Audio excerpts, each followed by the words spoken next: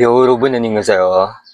So guys, meron na naman tayong isang tanong dito galing kay Ma'am Lynn o galing sa isa sa mga followers natin. So regarding pa rin to guys sa skills test interview. So sabi niya dito guys, paano kapag di mo masagot yung tanong or if ever na blank ka, paano sasabihin or gagawin? Skip na lang ba yon? So ayun guys, shout out kay Ma'am Lynn. So siguro mag-skills test dito si Ma'am Lynn. So ayun guys, ito yung mga kadalasang tanong at nangyari din to sa akin no, actual interview ko. So ayun guys, ano yung gagawin natin kapag hindi natin alam yung sagot or hindi natin naiintindihan yung tinanong ng Koreano o yung sinasabi ng Koreano. Doon sa experience ko guys, nangyari ito sa akin. Ang sinabi ko lang doon, nung nagtanong sa akin ng Koreano, tapos hindi ko naiintindihan, sinabi ko doon, Jisunghamnida, yan lang yung sinasabi ko guys.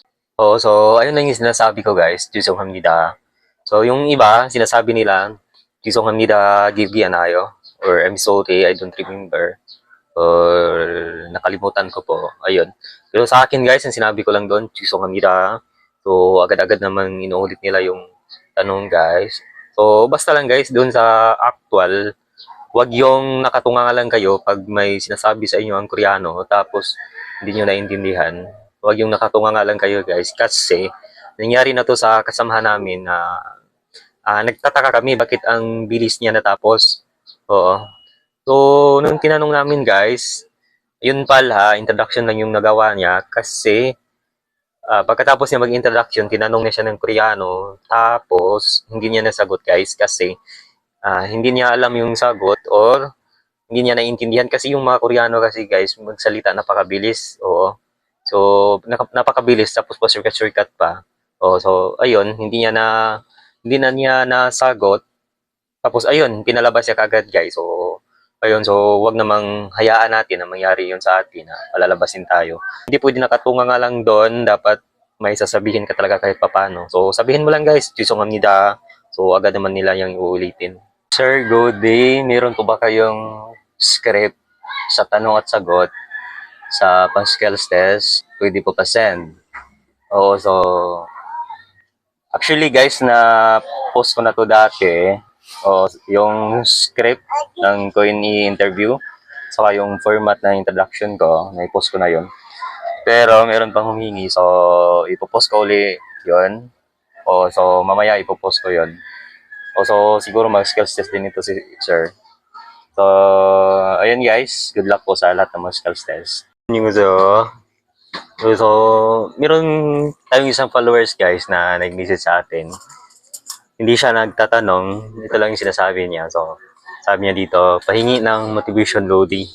So, hindi ko alam guys kung anong motivation ang kailangan ni sir. Pero, siguro, motivation para maipasa yung exam guys.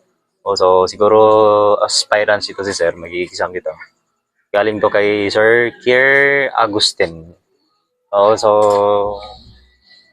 ano lang guys, yung ginawa ko dati, talagang sineryoso ko yung exam para ipasa ko yung exam guys. Yung goal ko talaga, simula umpisa sa pag-aaral ko ng Korean ay para may pasa yung exam guys. So, simula nung D1, talagang sineryoso ko lahat ng mga uh, application sa cellphone ko na mga laro tulad ng ML, talagang ina-install ko yun lahat guys. So talagang minamaximize ko yung oras ko guys. Kahit may trabaho ako, talagang naglalaan na ako ng oras para sa pag-aaral ng Korean. Kahit sa jeep guys, kahit sa tuwing papunta ako sa work ko, talagang nag-aaral ako kahit sa jeep. Para ma-maximize ko lang yung time ko kasi sobrang busy ko guys. Nag-aaral ako ng Korean habang nagtatrabaho ako. So hindi ko alam kung paano ko i-maximize yung time ko. So ayun, ginawan ko ng paraan. Sa madaling araw, gumigising ako para mag-mock test. Pagkagaling ko trabaho, nag-aaral pa rin ako before ako natutulog guys. So everyday ako nagma-mock test at everyday ako nag-memorize ng vocabs guys. Yung mga notes ko guys, dinala ko sa work ko, sa loob ng work ko. Oo. Rubo na yung gusto. Bukas kalas sa mga third batch guys. Meron tayong isang followers na nagtatanong dito. Sabi niya, Chingo, anong pwede isuot sa skills test? Pwede ba maong pants at saka polo? So guys, una, ang skills test ay isang formal scenario. So merong interview doon. So bawal tayo naka-chinilas, bawal din tayo naka-t-shirt guys.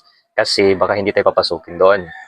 So ang sinot ko dati guys, naka-pulo ako, tapos naka-black pants, tapos naka-shoes.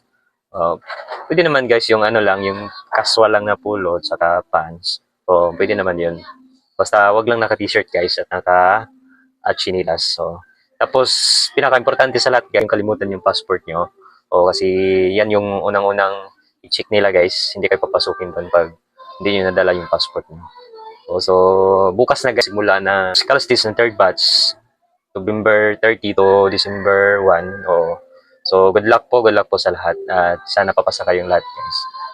So, ayun lang, guys. Guys, sir, sana nasagot yung tanong mo at good luck sa Scales Test po. Yan lang po. Anyong. Yorubo na niyo sa'yo. Hi guys. Meron lang tayong isang followers dito guys na nagtatanong. Galing to kay Sir Jumar Paraiso guys. Sabi niya dito guys. Idol, ilang months ka po nag-aaral ng Korean language? So shout out kay Sir Jumar Paraiso. Bali 2 months ako nag-aaral ng Korean language guys. At after doon, 9 months ako nag-study. So bali 11 months lahat guys bago ako sumabak sa exam. So nag-aaral ako noong August 2023 to October guys. So 2 months yun. After nun, October 2023 to June 2024 guys. So June yung exam ko guys. Bali 9 months lahat guys. Pagkatapos ko mag-aaral bago ako sumabak sa exam. 9 months saka 2 months. Bali 11 months guys. 11 months. So sa awa naman ng Diyos guys, nung ako nag-aaral ay nakapasa naman ako. Bali dalawa lang yung room ko doon. 190 over 200 yung score ko. So ano naman guys, sa loob naman ng 9 months na yon ay araw-araw ako nag-aaral. Kasi dinala ko yung mga materials ko guys, yung mga reference ko sa work ko kahit may trabaho ako guys. Talagang prosecudo ako mag-aaral para may pasan yung exam. Bali, guys, pahinga ako lang doon sa loob ng 9 months yung day off ko lang guys. Sa loob ng isang linggo, bali isa lang pahinga namin. So, isang araw lang guys sa loob ng isang linggo ang pahinga ko sa pag-aaral. So, ano naman guys, lahat din naman ng mga sakripisyo ko ay nabubunga din naman. So, solid din naman guys. So, kay Sir Jumar Paraiso, siguro mag-i-exam din kayo. Sana nasagot yung tanong mo sir. Shout out sa'yo sir. So good luck po. Kaya mo rin yan. Ayun lang. Yorubo na niyo sir. So guys, meron tayong isang tanong to galing kay Sir Limar Tugadi. Sabi niya dito guys, sir, pag nag-aral ka ba ng KLC, ikaw dapat mismo ang pipili kung kailan ka mag-exam.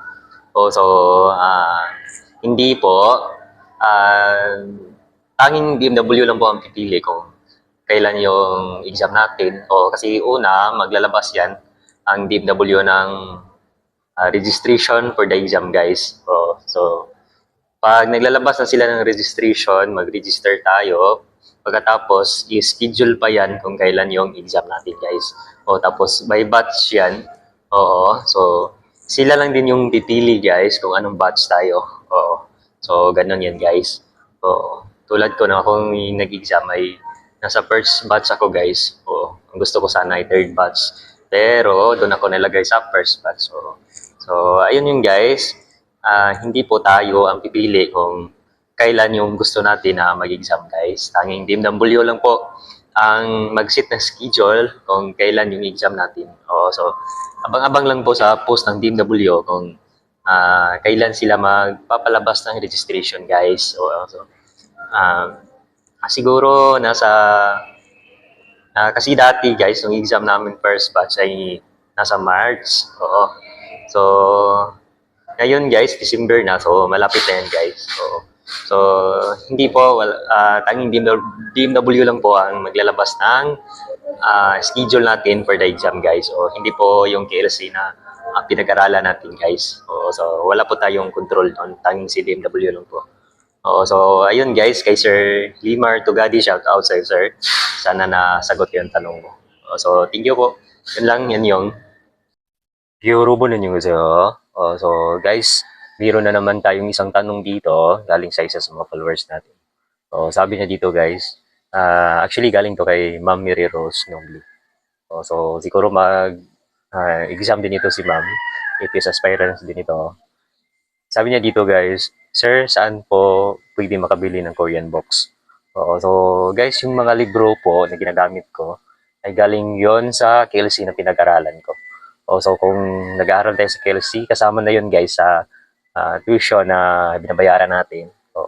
So kung ikaw guys ay self-study ka lang, kahit sa Shopee ay mabibili din ito, pero medyo may kamahalan lang din. Pero guys, mayroong apps na may download sa cellphone natin. Nandun na lahat yung book 1 at saka book 2. Ganito yung apps guys. So pwede siya i-download sa Play Store. Nasa iyo guys, it's up to you kung bibili ka pa or gagamitin mo lang yung apps na yan. So, ayun lang guys, kay Ma'am Mary Rose, shout out sa iyo. Sana nasagot ko yung tanong mo. Yorubo na yung gusto. So guys, meron na naman tayong tanong dito galing sa isa sa mga followers natin. So galing ko kay Sir Arnold guys, shout out sa sir. So sabi niya dito, sa book 1 and book 2 lang po ba, sir, lumalabas ang exam? Oo guys, majority, 99% ay nandun lang sa book 1 and book 2. Kasi yan naman yung binibigay na bilang reviewer guys ng HRD Korea sa atin. Merong kadalasang exam nila lumalabas doon sa book 2. Meron din karamihan doon lang sa book 1. Kaya dapat talaga guys na tapusin yung book 1 at saka book 2 bago mag-explore sa ibang resources guys. Kasi yan yung ginawa din ako din dati. Tinapos ko muna yung book 1 at saka book 2 bago ako nag-explore sa ibang resources. Mahalaga guys yung mga vocabulary doon. So meron ako mga vocabulary na naka-sort out na, naka-categorize na from book 1 at saka book 2 yun. So na-post ko na yun, tapos ko na yun na-post sa page ko. So napakahalaga yun kasi lahat na vocabulary na yun ay from book 1 sa book 2 lang. So dapat i-memorize, i-familiarize nyo yun guys. Kasi talagang makakatulong yun sa mga nagbabalak ng exam. So ayun guys, ang exam ay kadalasan nandun lang talaga sa book 1 at sa book 2. So mag-explore lang tayo, advice ko mag-explore lang tayo sa ibang mga resources guys pag natapos na natin yung book 1 at saka book 2. Kasi yan din yung ginawa ko dati. Halos na memorize ko lahat yung book 1 at saka book 2 na master ko talaga guys bago ako naglipat sa ibang resources. So ayun lang guys, kay Sir Arnold, sana nasagot ko yung tanong. Yan lang, yun yung uso. Yorubo din yung uso. So guys, meron tayong tanong dito galing kay Sir Liang. Sabi niya dito guys, Sir, paano po technique sa pagsagot sa graph? Katulad din po ba yun ng fill in the blanks? So shout out kay Chingo Liang. Nako, hindi po katulad sa fill in the blanks sa pagsagot sa graph. Sa katunayan po, ang graph ay isa sa napakadali sa part ng exam guys. At halos lahat ng exam ay mayroong graph guys. Sa akin nung nag-exam ako, apat yung graph lumabas sa akin. Pagsagot sa graph guys, meron pong technique doon. Keyword lang po ang kailangan doon para masagutan. So meron ako mga binigay na keywords na guys sa page ko, naka-video yon. Lahat yon need mong i-memorize. Kasi ang graph ay mayroong keyword. Kumbaga naka-scripted na siya guys kasi mayroon siyang keyword. I-memorize mo lang guys lahat ng keywords na yon. Promise hindi ka na mahirapan sa graph guys. Lahat ng graph ko na lumalabas, mayroong keyword lahat guys. At sa apat na yon, isa lang ang keyword ay kajang. Kajang yung pinaka. So hanap mo lang yung pinaka marami doon. Ang keyword doon ay kajang. So hindi mo na memorize yung mga keyword na yon guys kahit ganun yun kadali ang siran ay hindi mo talaga masiran guys. So meron tayong keywords na naipost na sa page natin. Makihanap na lang at i-memorize. Ito pa guys, manood ka kay Sir Hangul Formula guys sa YouTube. Meron siyang naka-playlist na yun na lahat graph ang tinuturo niya. Nandun yung lahat ng explanation about sa keyword. napakadali lang guys. Yan yung napakadali sa lahat. So sayang naman kung hindi natin mansiran yung graph guys. So, kasi sa akin 4, so 5 points bawat isa, so 20 din yun. So ayun lang guys kay Jingo. Sana nasagot yung tanong sana natulungan yun. Ayun lang yung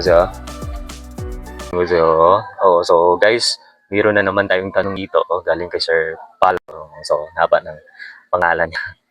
So sabi niya, ilan ba ang item sa test ng CBT sir? So guys, para sa mga nagsisimula, sa mga nagbabalak pa lang mag-exam. CBT guys, meaning computer based test. So dati guys, meron yung PBT, meron tinatawag na PBT or based test guys. Pero ngayon wala ng PBT. CBT na lang ang meron. So yan yung ititik natin as aspirants kung nagbabalak tayo mag-take ng face-to-face exam. Sa CBT guys, merong 40 items. So out of 40, ang passing doon ay 22. So kailangan natin makakuha ng 22 out of 40. So every items guys ay katumbas ng 5 points. 5 points every items. So 40 times 5, 200 guys. Then out of 200, kailangan natin makakuha ng 110. Yan yung passing. Yan yung 22 guys. So out of 40, kailangan natin makakuha ng 22. Equivalent to 110 guys. So ayun lang guys sa mga mag-exam kay Sir Palak Jr. Good luck po dahil malapit na yung exam. Dati nagsimula yung exam namin is March. So ngayon December na. So malapit na guys, maglalabas na yan ng registration ng DMW. So ayun lang guys, yung Eurobo na yung guys, meron tayong isang tanong dito galing sa isa sa mga followers natin guys. So sabi niya dito, may Ishihara ka pa Lods, ilang plates? Thank you po. So guys, base po sa aking experience, so yung Ishihara po is doon yun, katapos yung mag-exam, yung mag-Ishihara lang po is yung mga nakapasa sa exam. So doon sa exam, pag nakapasa kayo, patatayuin kayo. Then proceed to the next room at doon kayo mag-Ishihara. So yung mga nakapasa lang, yan lang yung mag-Ishihara. Dati guys, mayroon pang Ishihara sa skills test, pero kami, nung skills test kami guys, wala nang Ishihara. So yung Ishihara guys, ay doon lang yon pagkatapos yung mag-exam, pag nakapasa kayo. So syempre, pag hindi kayo nakapasa, hindi kayo makapag-Ishihara. So ayun yung guys, yung sabi ni Sir, ilang plates. Sa akin guys, nasa 10. Korean yung magpa-Ishihara sa'yo. Tapos meron siyang assistant na isang Pinoy. So bali 10 guys, 10 na plates lahat yon. Mabagal naman guys, mabagal naman siya pinapapasa sa'yo. Madali naman guys, mga number lang doon, tapos mga pattern. So ayun lang, readable naman guys. Readable naman. So nasa harap kayo ng isang Korean, tapos nakatayo kayo, tapos yung papasahin nyo lang kung ano yung pinapakita sa'yo na nandun sa mga plates guys. So sa akin, nasa mga 10 guys. So ayun lang guys, yan lang yung laman ng Ishihara. So sa tanong ni Sir, sana nasagot ko. Thank you po. Hi guys. Ito guys, para sa mga exam pa, sariling experience ko, lalo na po sa mga mabagal pa magbasa ng Korean, reading part muna tayo. Sa actual exam, sobrang late po ng mga words doon. Kaya kung mabagal ka magbasa, mas lalo kang bumabagal. Kaya ang gawin mo, mayroong plus sign at saka minus sign doon sa gilid. Click mo yung plus sign para lalaki yung words, para mas madali lang siya basahin, at saka kung ganun, mas madali lang siya mansiran para sa'yo. Gawin mo ito bago magsimula ang exam. Ayun, sana ay nakatulong. Yun yung isa guys, para sa mag-exam pa. Ito sa listening part, actual exam, sobrang late mo ng mga words doon. Ang gawin mo, mayroong plus sign at saka minus sign sa gilid. Click mo yung plus sign para lalaki yung words. Sa listening part, mayroong volume doon sa baba. Adjust mo yung volume para lalakas yung tunog. Yan yung ginawa ko nung nag-exam pa ako, para mas maging clear siya sa pandinig natin, yung sa listening part. Tingnan mo sa gilid, maliit lang yun, mayroong volume. Adjust mo yung volume, pwede mo i-fall or kung anong hiyang sa'yo. Gawin mo yun bago magsimula ang exam. Kaya yun, sana ay nakatulong. Guys, para sa exam pa ito, kayong maniwala na may mga part doon sa exam na hindi maklik, hindi po totoo yun.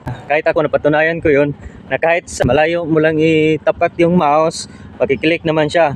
May mga part doon na hindi maklik, yung example po, yung Pogi Munje. Yan yung hindi maklik. Yan yung siguro yung mga sinabi nila na hindi maklik pagkatapos ng exam. Kasi hindi naman talaga makiklik yun. Dala na siguro ng kaba, saka taranta siguro. Kaya yun, hindi po totoo yun na may mga part na hindi po maklik. Napaka-friendly po ng mouse ng BMW. Kahit sa malayo mo lang siya itapat ay nakiklik naman po siya. Yung Pogi Munje lang po talaga, hindi siya naklik. Yan po siguro ang sinasabi nila na hindi maklik. Kaya yun, may exam pa, huwag kayong kabahan, relax lang po. Kasi hindi po totoo yun yung may mga part doon na hindi po maklik. Pero bon, yun yung isa. Hi guys, meron nag-comment sa post natin. Sabi niya, boss, sa listening ba, 2 beses sinulit yung tanong? Guys, sa listening, 2 beses naman sinulit yung tanong. Basta itong gawin mo, dapat sa unang basa pa lang, meron ka sagot. Kasi sa listening, mabilis po mag-proceed to the next question.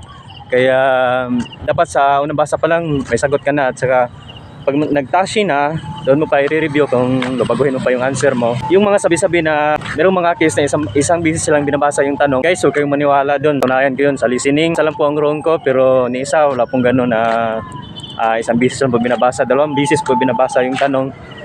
Pero dapat sa unang basa pa lang meron sagot ka na, kasi mabilis po mag-next to the other question. At hindi mo na po siya pwedeng balikan. Di po katulad sa reading na hindi natin siyang balikan. Guys, sa listening, yan po ang pinakamadali sa lahat. Kaya doon po kayo babawi.